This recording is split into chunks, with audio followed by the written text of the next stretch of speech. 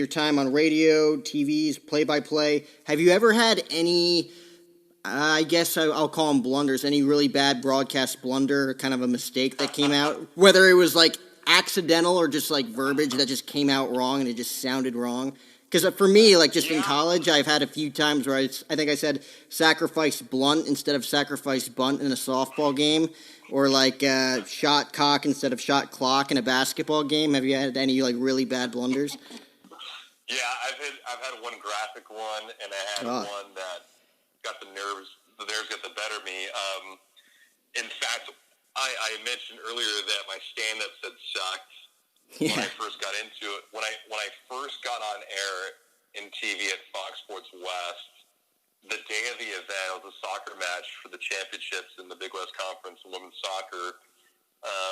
The television strike that we were operating on had crashed, and so we had no video replay, we had no graphics, and we had nothing that would allow us to do what they call like a tape to record open. And so I had to go live on the open, and I was really nervous because at that point I'd never gone live on an open before. Everything was taped out. Wow. Live to tape.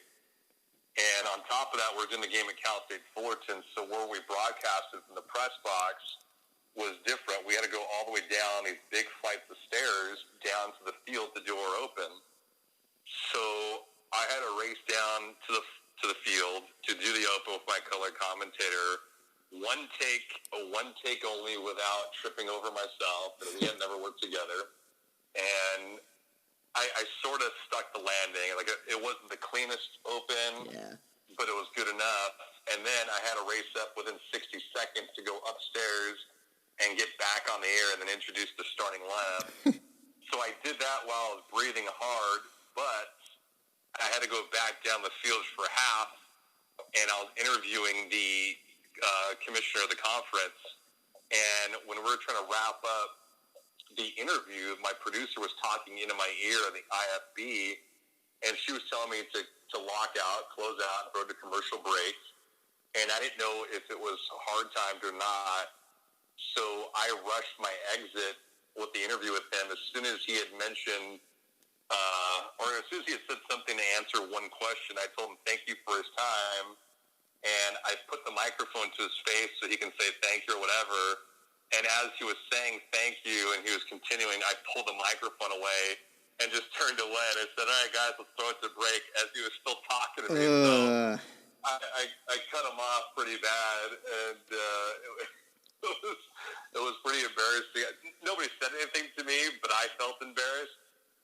And then another time, I remember I was doing an opening kickoff for the third quarter of a game, and I mixed kicker and punter.